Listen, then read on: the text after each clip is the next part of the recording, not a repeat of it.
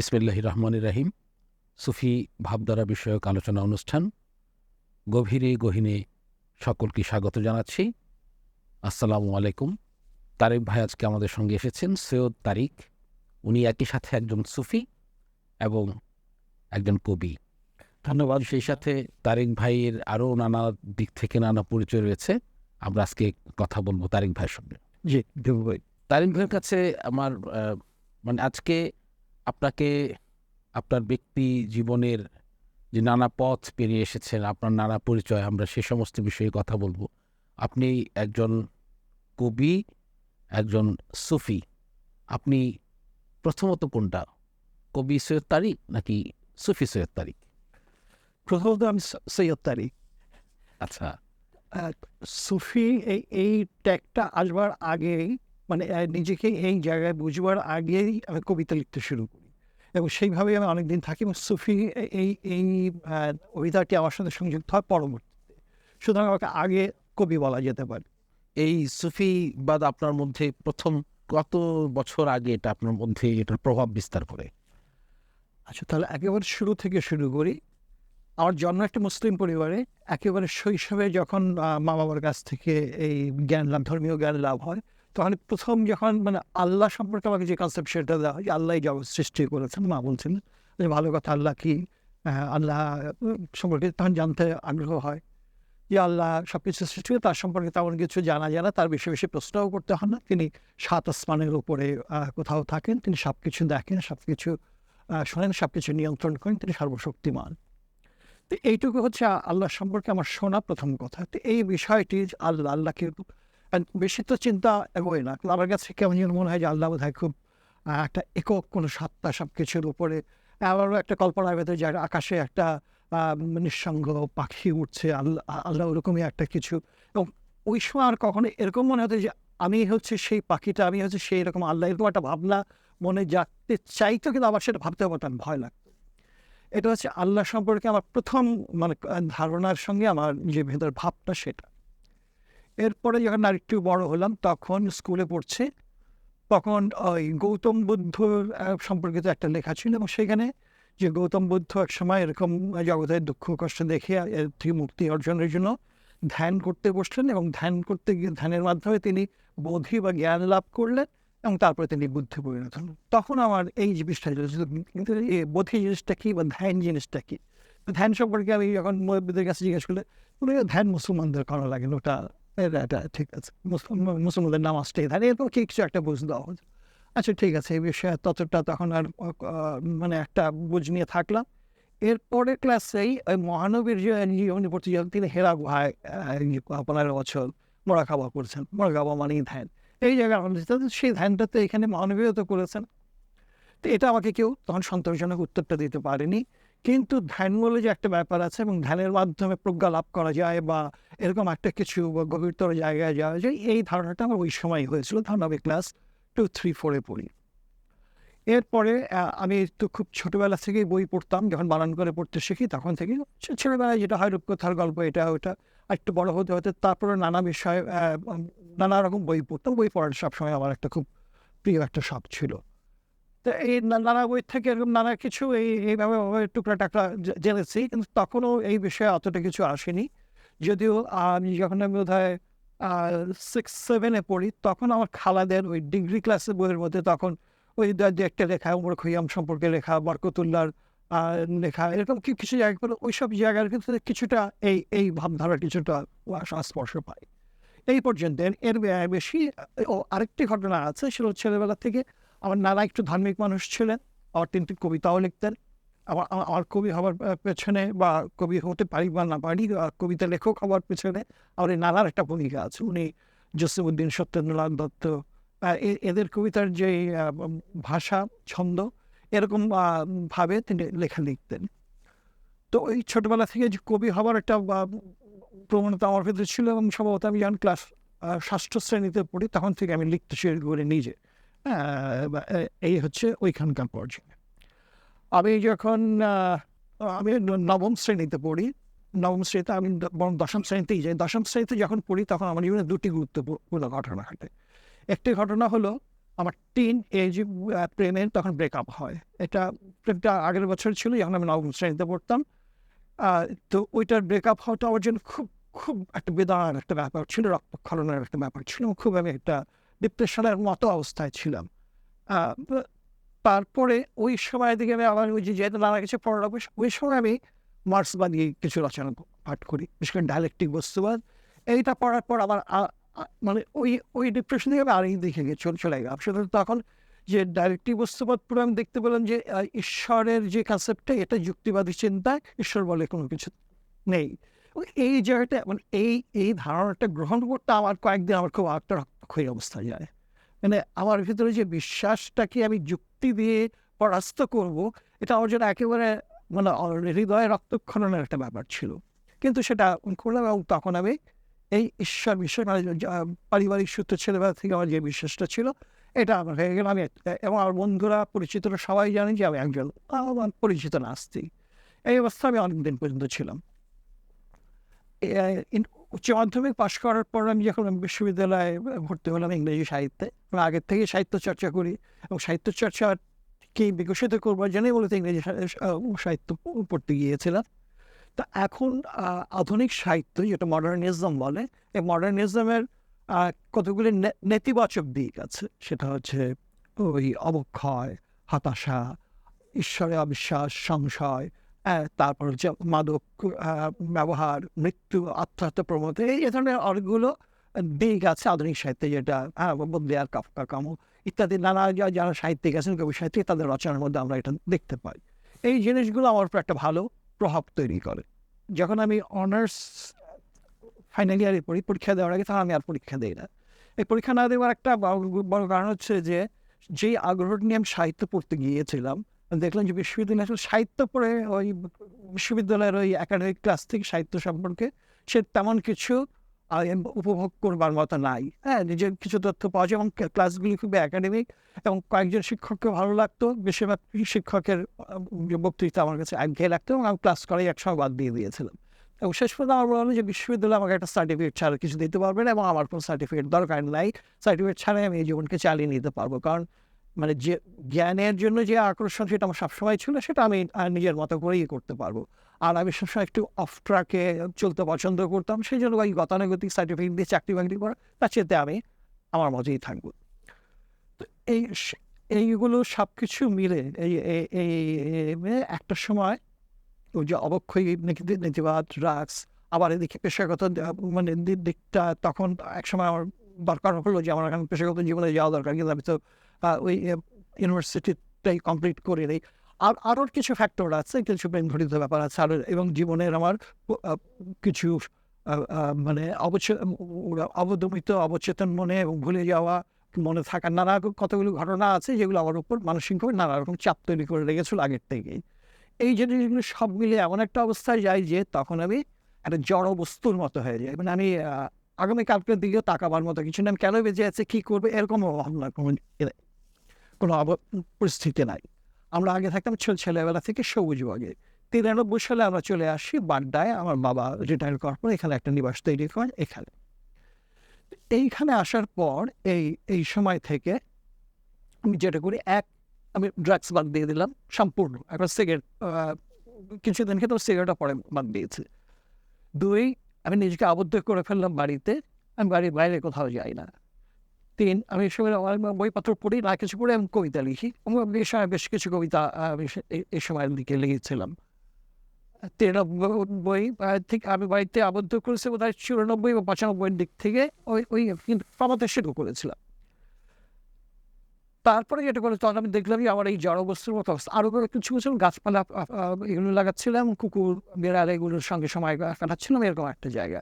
কিন্তু তখন যেহেতু আমার তখন একটা জীবন দর্শনের দরকার, কেন আমার বেঁচে থাকতে হলে, কারণ একটা জড়বস্তুর মধ্যে হয়ে গেছে, তখন আমি প্রাচ্য পাশ্চাত্যের দর্শনের যা কিছু আমার নাগালের মধ্যে ছিল এবং যে জিনিসটা সেই ক্লাস 10-এ থাকার সময় প্রত্যেক করে এসেছিলাম, ধর্ম, সেই ধর্মটা আমার তখন বলে যে দেখি আসলে এটার বিষয় আসে এগুলো কী। তখন ইসলাম এবং অন্যান্য সব ধর্মের ইতিহাস এবং ধর্মের টেক্সট, এগুলো যা কিছু নাগালে ছিল, এগুলো সব ঘাটাঘাটি করি। এই দর্শন এবং ধর্ম সব কিছু পড়ে আমি যে জায়গাটায় আসলাম, আমার কাছে মনে হলো যে দর্শনের আসলে সার একটা শিক্ষা হচ্ছে নিজেকে জানো, যেটা আমরা সেই ছেলেবেলা থেকে সক্রেটিস দর্শন হিসেবে জেনে আসছি। এখন নিজেকে জানবো কীভাবে, এটা কিন্তু দর্শনের মধ্যে ঠিক নাই, ওরকমভাবে নাই নিজেকে কীভাবে জানতে হবে। কিন্তু এটা হলো যে দর্শন পড়ার একটা হলো যে নিজেকে সঠিকভাবে পরিচালিত করতে পারাটাই হলো দর্শন পাঠের কোনো তাৎপর্য আর কি। Right. কিন্তু দর্শন আমাকে ওই পথটা যে নিজেকে জানো, এই জায়গাটা আমাকে একটা প্রতিষ্ঠা করে দিল। এই সমস্ত দর্শন, পাশ্চাত্য দর্শন এবং প্রাচ্য দর্শন ঘেটে, প্রাচ্য দর্শন একটা বিশেষভাবে এখানে যোগ দর্শন আছে, মুসলিম দর্শন আছে, এগুলো সব কিছু মিলে আমার কাছে এরকম একটা জায়গায় আসলাম। দুই হচ্ছে ধর্মঘাটে যে দেখলাম, এটা ঠিক কত সালের দিকে?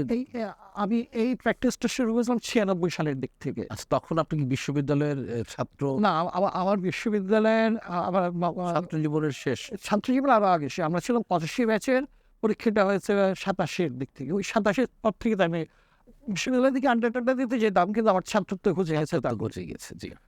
তারপরে অনেক এই বছর, অনেক বছর। অনেক বছর। তো এই সময়ে তো আর ধর্মের গ্রন্থ পাঠ করে তখনও কি আপনি নাস্তিক্যবাদে বিশ্বাসী ছিলেন না? আমি ওই সময়টায় নাস্তিক্যবাদ থেকে সংশয়বাদের দিকে গেছি। আচ্ছা, আচ্ছা। হ্যাঁ, যে নাস্তিক্যবাদ হ্যাঁ, হ্যাঁ। নাই, নাই। এটা কিন্তু আরেক ধরনের বিষয়। জি, জি। দেখো, ঈশ্বর আছে এটা যেমন একটা বিষয়, ঈশ্বর নাই আর একটা বিষয়। জি। কিন্তু এই সময় আমাদের একটুখানি যদি নাই, এই কথাটা আসলে আমি বলতে পারি না। জি। বরং বলতে পারি যে আছে কি নাই আমি এটা জানি জানি না। হ্যাঁ, এই জায়গাটা একটুকু তো আমি জি, বলছি। সংশয়বাদে।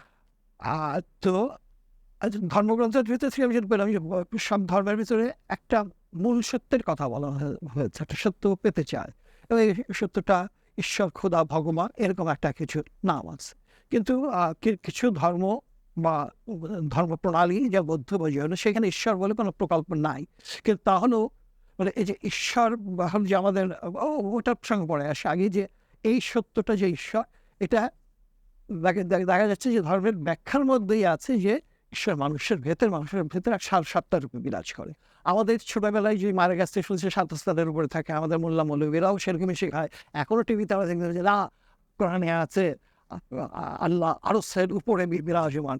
আরশের উপরে বিরাজমান মানে হলো যে সৃষ্টির বাইরে বিরাজমান, এরকম আরশের যে অন্য ব্যাখ্যা থাকতে পারে, অক্ষরবাদীরা তো সেটা মানে না, তার কোনো অক্ষর কেউ ব্যাখ্যা করে। কিন্তু এটা যে রূপক ব্যাখ্যা কোরআনের বা ছত্রে রূপক, সেই রূপক দিয়ে একটা ভিন্ন সত্যে পৌঁছানো যায়, সেগুলো অক্ষরবাদীরা করে না। এবং যারা করে তাদেরকে তারা ওই কাফের, মুশরিক ইত্যাদি বেদাত ইত্যাদি বলে।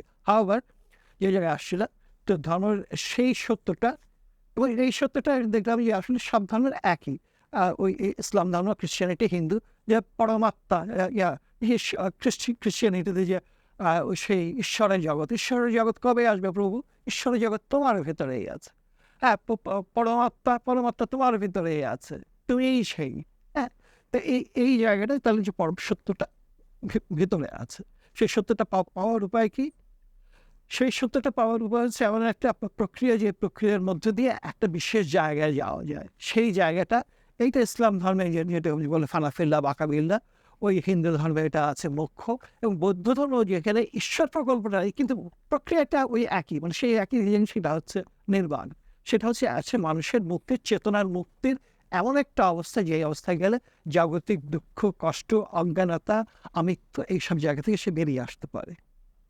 তো সেটা উপায়টা কি, প্রক্রিয়াটা কি? সেই প্রক্রিয়াটা হলো মোরাকাবা বা ধ্যান। সেই যে আমার বয়স হিসাবে যে কৌতূহলটা জেগেছিল, ধ্যান কি, সেই যে আমার যে বন্ধুত্ব ধ্যান করেছে, এটা কি জিনিস, এই জায়গাটা আমি এইখানে এসে আমি আবার পেলাম। তখন আমি ধ্যান সংক্রান্ত যা কিছু বইপত্র পাওয়া যায়, আমি ধ্যান ও যোগা সংক্রান্ত এইগুলো সব ঘেটে মোটামুটি ধ্যান সম্পর্কে ধারণা করে আমি নিজে যখন একটু নিজের ভেতরে করলাম, কনসেন্ট্রেট করলাম, তো আমি প্রথমবারে আমি বুঝতে পারলাম যে হ্যাঁ, এটা কাজ করে, হ্যাঁ, এটাই আমার উপায়।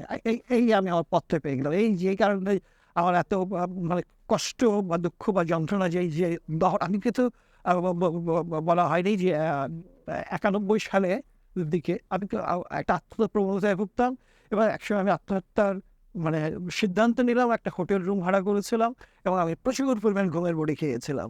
কিন্তু আমার কোথাও লাইফ যে ফোর্স বা মালিকের কৃপা, যেটাই বলি না কেন, সেটা এরকমই ছিল যে আমার তখন মৃত্যুটা হয় না।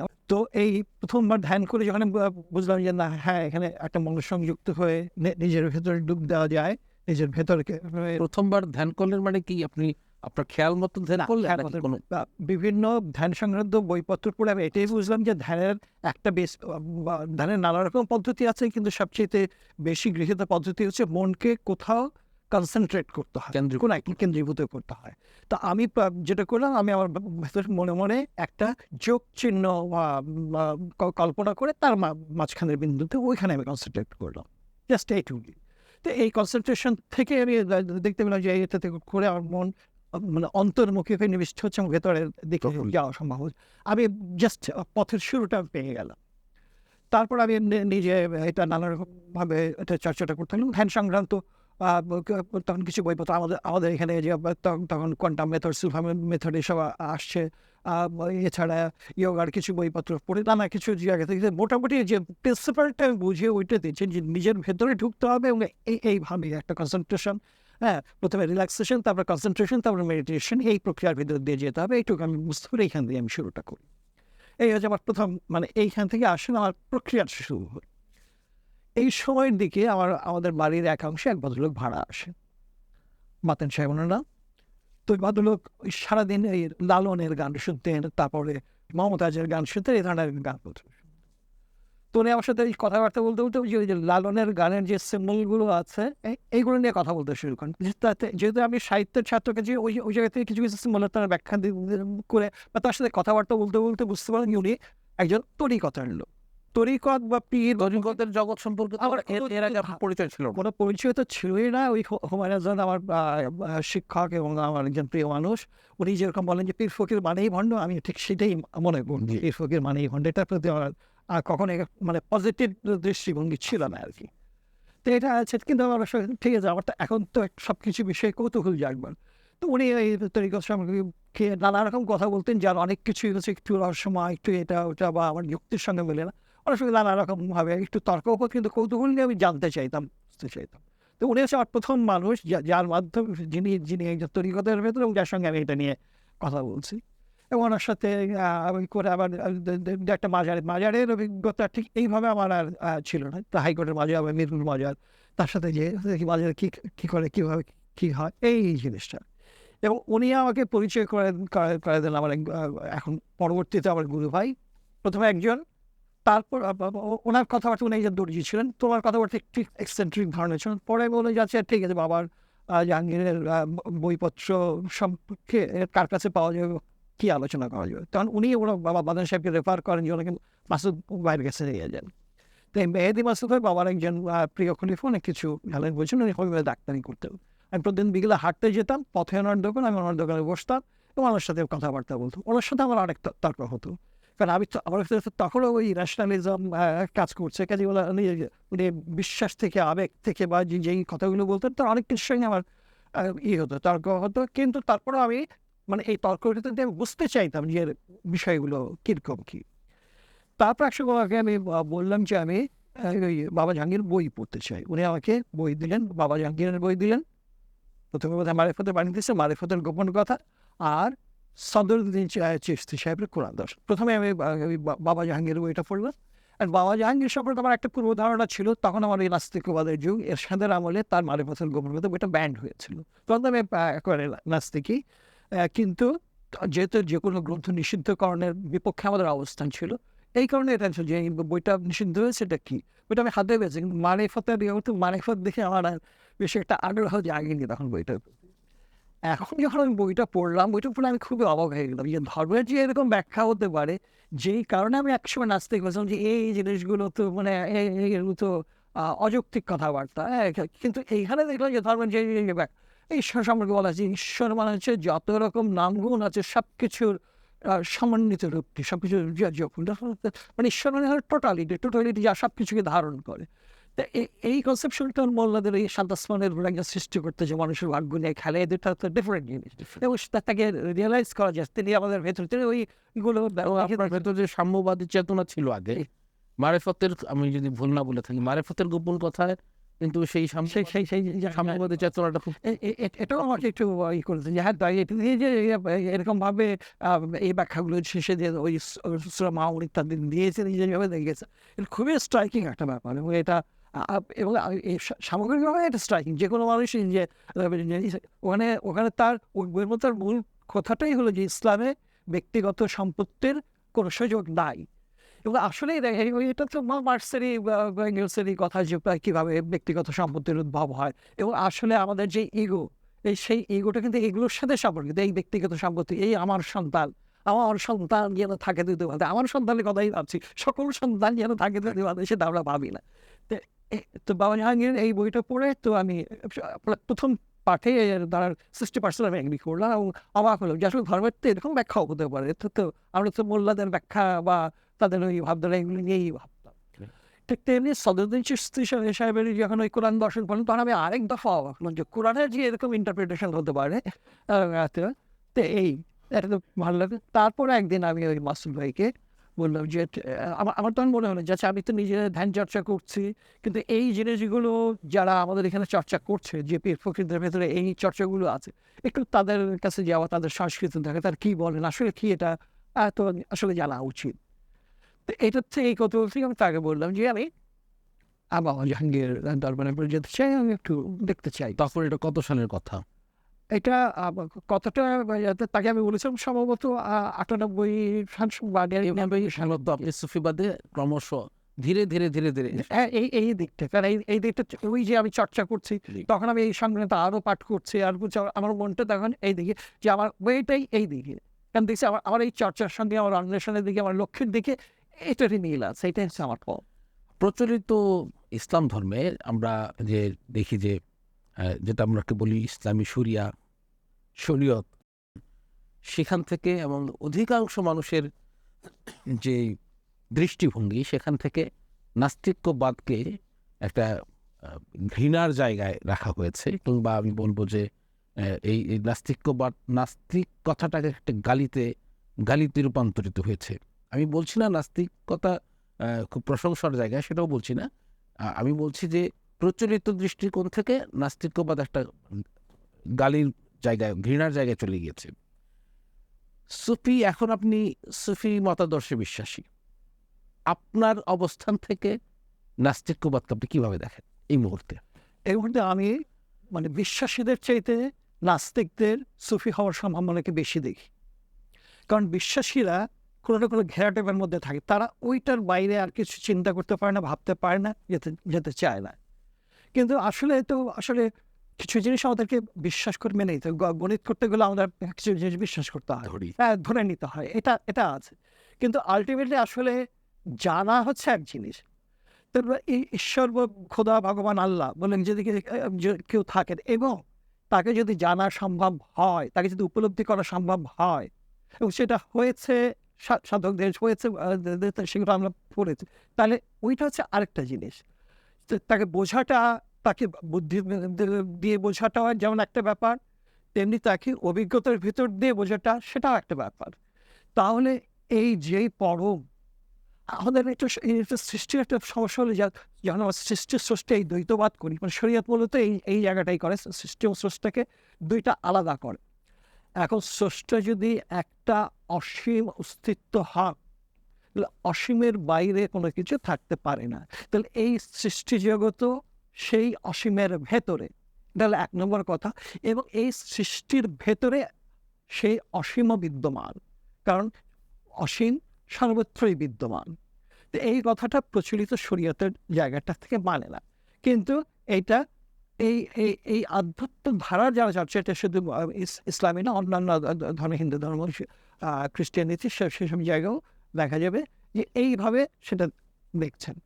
তো এখন যিনি নাস্তিক, তিনি কোনো কিছু বিশ্বাস করেন না, কিন্তু তাকে যদি এই সূত্রটা ধরে দেওয়া হয় যে ঈশ্বর মানে হলো তোমার হায়ার সেলফ, জাস্ট এইটুকু, তুমি নিজেকে জানো, এইটুকু জানো, তোমার কোনো কিছু বিশ্বাস করতে হবে না, কোনো কিছু বিশ্বাস করার দরকার নেই, আমার কথাও বিশ্বাস করা দরকার নেই, তুমি তোমাকে বিশ্বাস করো। কারণ পৃথিবীতে এইটাই একমাত্র জিনিস যে তুমি বিশ্বাস করতে পারো, কর যে আমি আছি, এই ব্যাপারটা কারোই সন্দেহ নেই, আস্তিক নাস্তিক সংশয়বাদী কারোই এটা অবশ্য।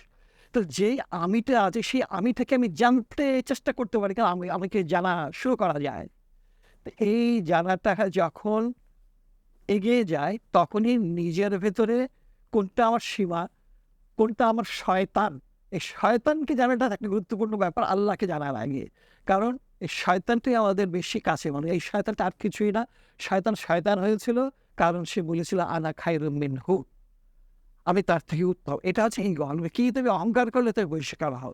তাহলে শয়তান যে ওয়াসওয়াসা দেয় কোন জায়গায় দেয়? শয়তান এসে আমার কানে কানে কিছু বলে, শয়তানকে আমি দেখিও না। তাহলে আমি কেমনিভাবে শয়তানের ওয়াসওয়াসায় ভুগি? তার ওয়াসওয়াসার বড় জায়গায় হলো আমার ইগো।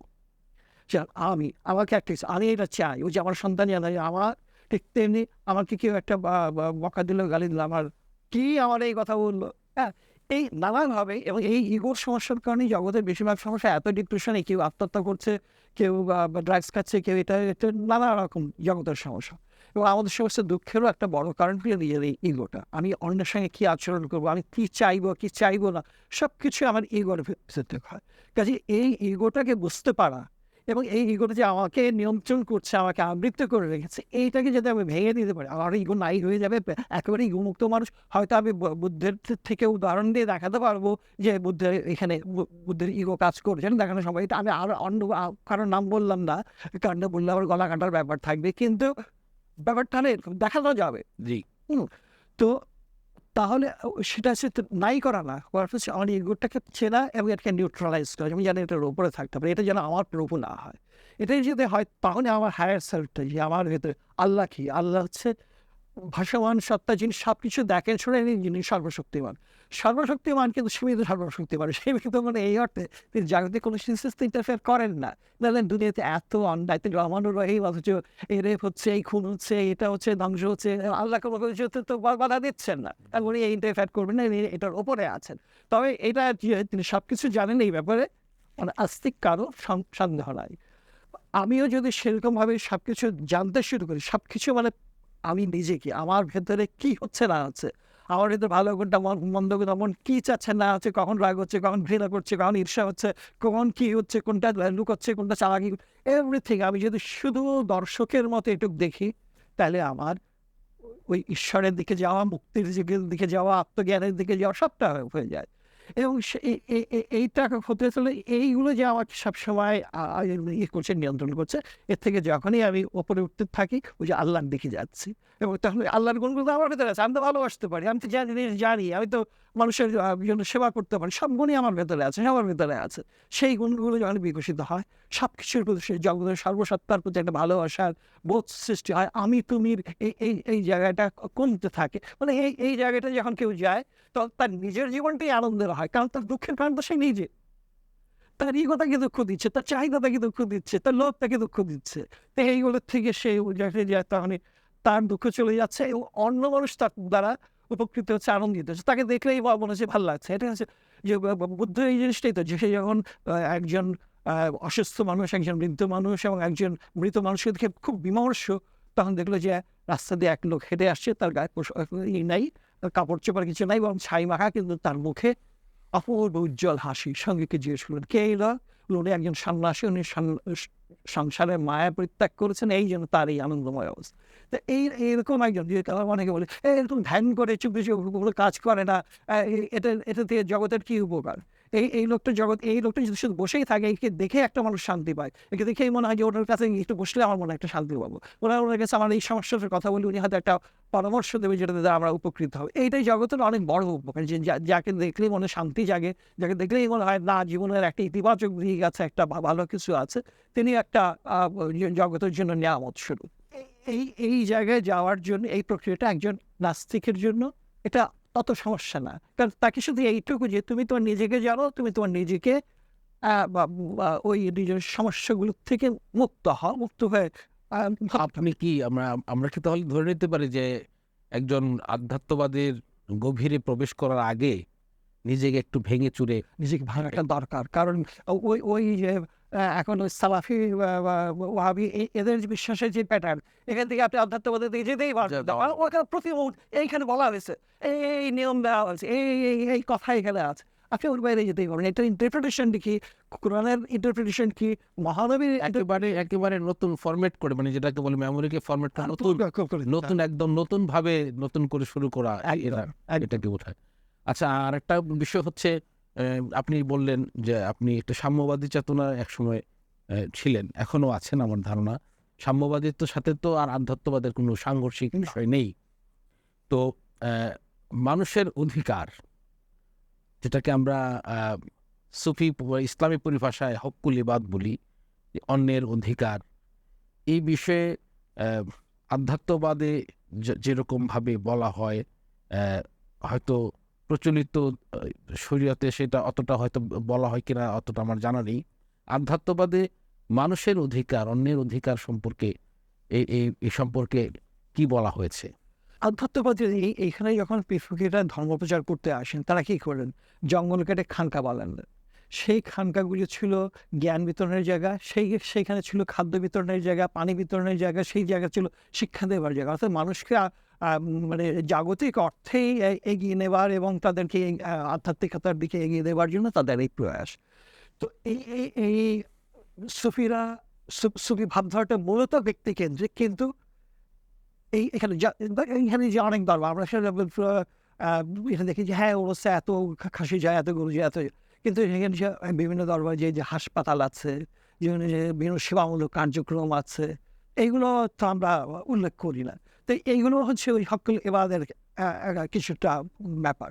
এবং হক্কুল ইবাদের চেতনাটা যার ভিতরে আছে, তার জন্য যে কোনো কিছুই হক্কুল ইবাদ। রাস্তা দিয়ে যেতে যেতে যে আমি একটা তৃষ্ণার্ত বিড়াল বা কুকুরকে দেখে তার প্রতি সহানুভূতি শুরু করলাম, তাকে পানি কিংবা খাবার একটা দিলাম, এটা এক ধরনের সেই মানে জীবসেবা। বহুরূপে সম্মুখে তোমার ছাড়ি কথা খুঁজেছি ঈশ্বর, জীবে প্রেম করে যেইজন সেইজন সেবিছে ঈশ্বর। তো এই চেতনা যারা আছে সে সর্বাবস্থাতেই সেটা করবে। সে তো কারো হক তো নষ্ট করবেই না। যে কোনোভাবে অন্যের কীভাবে কল্যাণ করা যায়, এটা সেটা প্রত্যক্ষ হতে পারে, পরোক্ষ হতে পারে, বিভিন্নভাবে হতে পারে। আর সাম্যবাদের একটা ব্যাপার আছে, আধ্যাত্মিকতা একটা সাম্যবাদ আছে। সেই সাম্যটা জগতে, জগতে যে সম্পদ আছে, আমি শুধু মার্কসে ব্যাপারটাই বাদ দিলাম, জগতে যা সম্পদ আছে তা পৃথিবীর যা মানুষ আছে সবার জন্য পর্যাপ্ত। কিন্তু এই যে জাস্ট এইটা দেখেন যে আমরা এই দেখি কয়েক হাজার কোটি টাকা বিদেশে পাচার করছেন কোনো একজন মানুষ বা একটা প্রতিষ্ঠান, কয়েক হাজার কোটি টাকা, মানে এটা কি করতে পারে? এটা অন্তত দেশেও যদি তারা চুরি করেও যদি এখানে যদি কলকারখানা করতো, কিছু করতো, তাইলেও তো অন্তত দেশের ভিতরে টাকাটা এখানে সার্কুলেশন থাকতো, মানুষজন এখানে কাজ পেতো, একটা করলো না।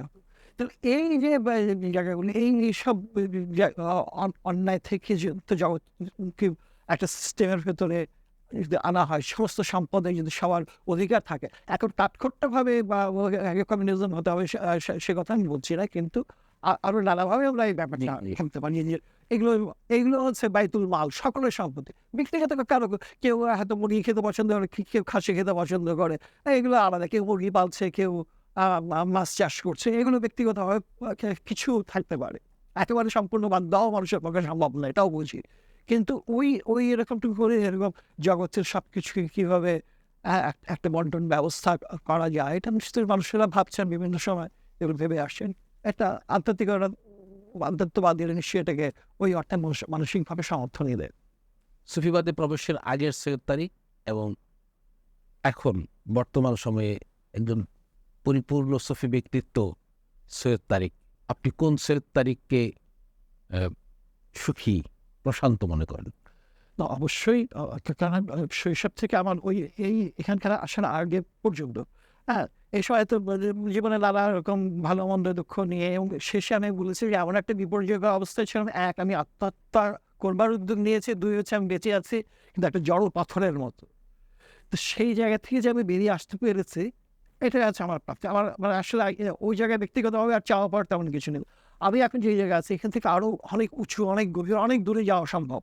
মানে ওটা হচ্ছে আছে আর কি। কিন্তু আর কোথাও যদি আমি না যাই, আমি ঠিক এখন যে অবস্থা আছে এইটুকু যদি আমার জীবনের প্রাপ্তি হয়, আমি তাতে আলহামদুলিল্লাহ বলবো।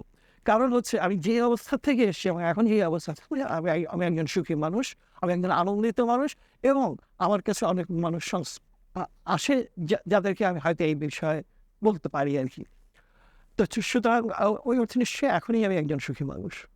জি, প্রিয় দর্শক, আপনারা দেখছিলেন গভীরে গহীনে। আজকে আমাদের অতিথি ছিলেন সৈয়দ তারিক ভাই। উনি আমাদের সঙ্গে এসেছেন, সেই জন্য তার প্রতি আমাদের কৃতজ্ঞতা, তাকে শুভেচ্ছা, এবং আপনাদের সকলকেই এই অনুষ্ঠানটি, এই পর্বটি দেখার জন্য আপনাদের সকলকেই ভালোবাসা, শুভেচ্ছা। সবাইকে সালাম জানাচ্ছি। আসসালামু আলাইকুম।